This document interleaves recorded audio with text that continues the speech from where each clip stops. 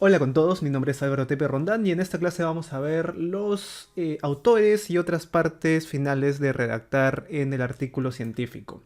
Estos son mis potenciales conflictos de interés y vamos a comenzar por la parte de autores. Ya hemos en la unidad 1 establecido que según la ICMJE, los autores deben cumplir con 4 criterios, ¿no? Recuerden que el primero tiene que ver con la concepción, adquisición o análisis de los datos, el segundo con la participación en la redacción o revisar críticamente el artículo, el tercero con haber aprobado la versión final del artículo y el cuarto con aceptar ser responsable de todos los aspectos del trabajo. El resto de personas que han colaborado con alguno de estos criterios, pero no con los 4, van a la sección de agradecimientos. También hemos visto que un artículo puede tener varios autores, de hecho, y que se tiene que definir desde el inicio, de preferencia, el orden de los autores, ¿no? Cómo va a ser y quién va a ir primero y quién va al final. Ahora vamos a adentrarnos al tema del nombre del autor, es decir, a preguntarnos cómo queremos que nos llamen en el mundo científico. Y es que si, por ejemplo, yo me llamo Álvaro Renzo Taipe Rondán, tengo 2 nombres y 2 apellidos, como la mayoría de personas latinas, aunque algunos tienen más o menos, puedo colocar como mi nombre de autor alguna de estas 6 combinaciones. La primera es solamente colocar Álvaro Taipe. El problema con esto es que puede que haya otros Álvaro Taipe en otros lugares, que sean mis homónimos, y los perfiles científicos puedan confundirnos y puedan mezclar nuestras publicaciones, ¿no? Y si alguien llamado Álvaro Taipe realizó alguna falta ética, pues puede que la gente lo confunda conmigo y que por eso no me inviten a ciertos eventos, etcétera, ¿no? Ya pensando en el futuro. Entonces, esa es una posibilidad de todas maneras. La otra sería Álvaro R. Taipe, R de mi segundo nombre de Renzo. La otra sería Álvaro Taipe-Rondán. Aquí, ojo, recién estoy usando mis 2 apellidos, pero los separo con un guión. ¿Por qué? Porque la idea en estos perfiles que nacen en una cultura más entre norteamericana y europea es que las personas tengan un solo apellido o manifiesten un solo apellido. Sin embargo, los latinos usualmente usamos los dos. Entonces, para no perder los dos, lo que se estila es colocar un guión para poder crear un apellido compuesto. ¿Ok? Aquí tenemos otro, Álvaro R. Taipe Rondán. Igual pones la R del segundo nombre, ¿no? No pones tu segundo nombre en extenso porque muchas revistas no lo van a aceptar. Otra sería si yo no quiero usar mi nombre Álvaro, sino que todo el mundo me llama Renzo, ponerlo como Renzo Taipe o Renzo Taipe-Rondán. Entonces tengo estas 6 posibles combinaciones. Ojo, los apellidos, como les mencioné, siempre van unidos por un guión. ¿Por qué? ¿Qué pasa si yo coloco Álvaro Taipe Rondán como mi nombre de autor, sin guión, sin nada? Los investigadores que me citen van a creer que Álvaro es mi primer nombre, Taipe es mi segundo nombre y Rondán es mi primer apellido. Entonces van a confundir totalmente y me van a citar mal, ¿no? Como Rondán AT, cuando eso no refleja mi nombre real. Entonces, ¿cuál de estos 6 voy a elegir? Depende de cómo te sientas más cómodo. Esta elección es totalmente tuya, tú puedes elegir lo que quieras. Sin embargo, si tienes homónimos, como mencionaba antes, es útil colocar ambos apellidos unidos con un guión para que no te confundan con tus homónimos. Pero si tu nombre y tu apellido son extremadamente raros, entonces si quieres puedes quedarte con algo inicial, ¿no? Con solamente colocar tu nombre y tu apellido. Ten presente que lo ideal es que no cambies nunca tu nombre de autor, es decir, comienzas tu primer artículo publicando con un nombre y publicas todos los demás con ese nombre. Y finalmente cuidado con las tildes, porque muchas revistas no te van a aceptar tildes y otras sí, y eso puede hacer que se creen nombres de autor distintos. Yo, por ejemplo, he elegido que aunque Álvaro y Rondán llevan tilde en la vida real, en mi nombre de autor ninguno de los dos lleve tilde, ¿no? Pero eso también una vez más depende de ustedes. Y una vez que ya tengas tu nombre de autor definido, pues se te van a crear, a veces tú vas a tener que crear algunos perfiles en algunas páginas y a veces otros se van a crear automáticamente y ya vas a poder administrarlos de manera más fácil, más simple, si no tienes homónimos en tu área y si tu nombre no tiene cosas raras como tildes u otros. Aquí un cómic, por ejemplo, hay un investigador que le pregunta a otro qué estás haciendo. Estoy publicando mi primer paper y necesito elegir mi nombre de autor. ¿Debería usar mi segundo nombre? ¿Debería usar mi segundo apellido? Este es el nombre con el cual voy a ser conocido por todos los libros de historia. Si yo no elijo algo único, la gente puede confundirme con otro autor. El otro le responde, ¿pero eso no incrementaría tu factor de impacto? Es decir, si te confunden con otro autor, cuando alguien busque tu nombre en, por ejemplo, PubMed, va a salir que tienes muchas publicaciones porque, bueno, te están confundiendo con otros autores, ¿no? Y están sumando todas las publicaciones y eso aumenta artificialmente tu número de publicaciones y tu número de citas, ¿no? Ah, entonces voy a colocarme Bob Smith, o sea, lo más común, ¿no? Obviamente es una elección pragmática, pero cuando quiera actualizar, editar sus perfiles va a tener muchos problemas. Luego pasamos a la afiliación. Hay dos formatos clásicos para colocar tu filiación. El primero es colocar primero tu centro, luego la institución, luego la ciudad y luego el país. Y el segundo es al revés, primero institución, luego centro y luego siempre ciudad y país. ¿A qué me refiero? Supongamos que yo estoy trabajando en la Universidad San Cucufato. Y dentro de la Universidad San Cucufato estoy trabajando en un centro, el Centro de Estudios de Enfermedades Picantes. ¿Ok? Entonces yo puedo colocar mi filiación así. Primero el Centro de Estudios de Enfermedades Picantes, Universidad San Cucufato, Lima, Perú. O yo puedo colocarlo al revés. Primero la Universidad San Cucufato, luego el Centro de Estudios de Enfermedades Picantes, Lima, Perú. ¿Cuál es la diferencia? Si tú colocas primero la universidad, le es más fácil a los robots reconocer esta universidad y agregar tu artículo a la lista de publicaciones de esta universidad, ¿no? En cambio que si pones primero el centro, a veces se pierde mucho la universidad, sobre todo si tu centro tiene un nombre demasiado largo, ¿no? Y eso también tiene que ver con las instrucciones de la revista científica, ¿ok? Entonces, tal vez tal vez el primer formato es el más común, primero el centro y luego la universidad, pero cada vez más, debido a que se quiere resaltar la producción científica de la universidad, por ejemplo, se está usando el segundo. Va a depender de ustedes y de la revista. Y esto tiene que ver con consultar con tu institución sobre la afiliación correcta. Tienes que preguntar en tu universidad o la institución a la que pertenezcas cuál es la afiliación que sea unificado, porque usualmente toda institución académica tiene ya una afiliación preestablecida y usualmente tiene incluso documentos que la establecen, ¿no?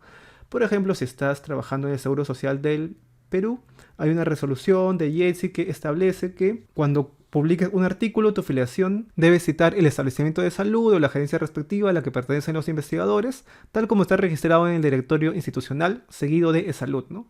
Por ejemplo, Hospital Nacional Almanzor Aguinaga Asenjo, eSalud, ¿no? Obviamente luego, si es que la revista te lo pide, tiene que ir la ciudad y el país, lo cual es casi siempre, pero te dice que la base es esta. Algo relevante aquí es entender también cuándo colocas una afiliación u otra, porque puede que tú tengas varias afiliaciones. Entonces, para no caer, así como había autoría fantasma y autoría honoraria, para no caer también en algo que podría ser como una afiliación fantasma, afiliación honoraria, hay que tener en cuenta que la afiliación que coloques es aquella afiliación que ha contribuido o que te ha ayudado a realizar el estudio, ¿no? Por ejemplo, si has hecho un estudio como parte de tus actividades como médico, investigador o profesional en alguna institución, pues obviamente tienes que colocar la afiliación de esa institución. Si no lo colocas, pues estás cayendo en algo así como una afiliación fantasma. Por otro lado, hay personas que lo que hacen es intentar colocar filiaciones de instituciones que no han colaborado con esta persona. Por ejemplo, yo quiero mucho a mi universidad, pero ya egresé de esa universidad hace años, ya no mantengo ningún vínculo. Otra vez mantengo algún vínculo para alguna otra cosa que no sea investigación. Sin embargo, voy a publicar un artículo y quiero colocar mi filiación a esta universidad porque quiero que esta universidad aumente en sus cifras de producción científica. Si es que no hay algo de por medio, si es que en verdad esta institución no ha colaborado de alguna manera material o no material significativa para el desarrollo del estudio, pues estarías cayendo en una suerte de filiación honoraria, ¿no? Entonces hay que tener cuidado. Esas cuestiones no es que estén tan establecidas, pero sí es importante reconocer a las filiaciones que han contribuido en este estudio. Si vas a publicar en inglés, no traducir las filiaciones, y este es un error bastante común que se sigue cometiendo. Por ejemplo, la Universidad Nacional San Antonio Abad del Cusco tienes que colocarla tal cual, ¿no? No puedes poner National University of Saint Anthony of Abad en Cusco. ¿Por qué? Porque cuando el robot me refiero a estos sistemas de indexación y evaluación de producción científica, revise el artículo, ellos revisan el nombre institucional único que tiene la universidad, ¿no? Que es San Antonio Abad del Cusco. Ven esto y dicen, esto no es San Antonio Abad del Cusco y no lo cuentan como producción científica de la universidad. Algunas revistas piden, además de la afiliación, el grado académico del autor, ¿no? Por eso siempre tienes que revisar bien las instrucciones del autor, ¿no? Algunas te piden, por ejemplo, ok, ponme tu filiación, pero también ponme tu grado académico, es decir, cuál es tu profesión y cuál es el grado más alto que hayas alcanzado, magíster, doctor, etcétera. Algunas otras también te piden ORCID. Vamos a tener otro video donde se explica cómo se crea una cuenta en ORCID, porque sí, cada vez es más necesario, cada vez te lo piden más. Algunas revistas también te piden una pequeña biografía de cada uno de los autores. Hay que revisar artículos previos de esa revista para guiarte, si es que te lo piden, porque hay formatos y hay formatos, ¿no? Y no te sientas mal si tu biografía es chiquita al lado de los otros autores, porque solamente pasa. Luego de que ya has establecido los autores y su afiliación, viene el autor corresponsal, ¿ok? Entonces, uno de los autores, supongamos que hay 4, uno de ellos va a ser el autor corresponsal. ¿Qué es el autor corresponsal? Es al cual se van a dirigir todas las correspondencias posteriores. Ergo es aquel autor que se hace responsable de responder los comentarios o críticas de los lectores. Es decir, si el artículo se publica y luego algún lector tiene alguna crítica, te puede escribir a ti. O le puede escribir a la revista y la revista te contacta a ti. O si algún lector dice, uy, este tema es muy parecido al que estoy haciendo, deberíamos colaborar, busca quién es el autor corresponsal y le escribe, ¿no? Entonces, el autor corresponsal es como que el nexo o la cara entre el grupo de investigadores y la comunidad científica. Algunas revistas permiten que sea más de un autor. Algunos pueden tener 2, 3 autores corresponsales, aunque muchas se quedan solamente con uno. ¿Qué es lo que vas a colocar en esta parte en el artículo? Vas a mencionar el nombre del autor corresponsal, el correo electrónico. Algunas revistas te piden solamente eso, nombre y correo electrónico, pero algunas te van a pedir también la dirección y el teléfono, ¿no? Hay que poner siempre el código del país cuando coloques teléfonos. Luego viene la sección de conflictos de interés, ¿no? Hay que colocar los potenciales conflictos económicos o no económicos de cada uno de los autores, ¿no? Por ejemplo, si no hay conflictos de interés posibles, se colocan los autores declaran no tener conflictos de interés con respecto a ese artículo. Pero si hay algún potencial conflicto de interés, hay que mencionarlo. Por ejemplo, actualmente ATR, que puede ser las iniciales de uno de los autores, Álvaro Teiper Rondán, por ejemplo, es financiado por la empresa tal que tiene la patente del fármaco tal, ¿no? Que es tal vez justo el fármaco que se está evaluando. Esta empresa no tuvo influencia en el diseño, ejecución ni el envío a publicación del estudio. O sea, siempre hay que mencionar cuál ha sido el rol de esta empresa que te está financiando. Ahora, muchas revistas usan formatos estandarizados, como los formatos del ICMJE, para pedirte los conflictos de interés, ¿no? Entonces te van a dar un link para que los descargues, los tienes que llenar bien, tienes que marcar todo tal cual te lo piden. Ese es, por ejemplo, uno, pero hay varios otros formatos, depende de cada revista, y lo tienes que anexar como te lo pidan en las instrucciones. Luego viene una sección que se llama contribuciones de autoría. Y hay varios tipos de contribuciones, ¿no? Algunos autores van a haber contribuido en la concepción del estudio, recolección de los datos, análisis estadístico, redacción, revisión crítica, aprobación, obtención de financiamiento y otras. Deben estar de acuerdo a los criterios de autoría. Es decir, cuando alguien lee esas contribuciones, pues debe quedar claro que sí, cada uno de los autores cumple con los criterios de autoría. Por ejemplo, ABC participó en la concepción del estudio, la recolección de los datos, la revisión crítica del artículo y aprobó su versión final. ¿Cumple con los criterios de autoría? Sí, ¿no? Está participando en la concepción y recolección, luego con la revisión crítica y luego con la aprobación final, sí cumple. O PPK participó en el análisis de los datos, cumple con el primer criterio, redactó la primera versión del artículo, cumple con el segundo y aprobó la versión final, cumple con el tercero. Pero por ejemplo, PKC participó en la recolección de los datos y aprobó la versión final del estudio.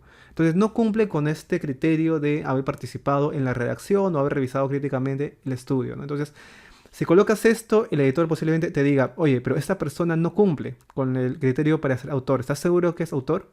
Entonces, para evitar esos inconvenientes, revisar bien las contribuciones de autoría. Luego viene la sección de agradecimientos. Hay que colocar los nombres de a quién se le agradece. Hay que mencionar quiénes son y por qué se les agradece. Tienen que haber contribuido al desarrollo del estudio, pero no cumplir con los requisitos para ser autores. Y esta sección es en verdad un poquito flexible, pero bueno, tampoco hay que abusar y comenzar a, como en una tesis, a agradecer a todas las personas que nos han apoyado durante toda la vida, ¿no? No va tanto así.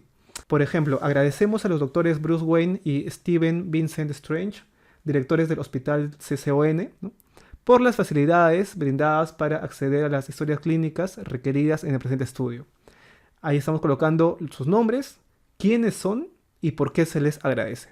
Entonces recuerden agradecer a quienes han contribuido en el estudio. Como les mencionaba, esta parte es un poco flexible, así que se han visto cosas peculiares, incluso propuestas de matrimonio en la sección de agradecimientos, porque es una parte que depende bastante del autor, ¿no? Hay otros que agradecen a sus mascotas, etcétera, pero bueno, hay que intentar que no parezca que nos estamos burlando de la revista. Luego viene la sección de financiamientos, eso también ya lo hemos visto previamente. Hay que colocar quién financió, qué fue lo que financió, qué fue lo que pagó y cuál fue el rol de los financiadores en el resto del trabajo. O sea, por ejemplo, con respecto al financiamiento, el pago de los encuestadores fue realizado por esta universidad. Dicha institución no participó en ningún otro aspecto del desarrollo del estudio. Los demás gastos del estudio fueron autofinanciados. Entonces, todas estas cositas que hemos visto ahora se suelen colocar en las primeras páginas del artículo. Sin embargo, hay que revisar las instrucciones del autor para ver cuáles te están pidiendo y en qué orden. Eso es todo en cuanto a esta clase. Muchas gracias.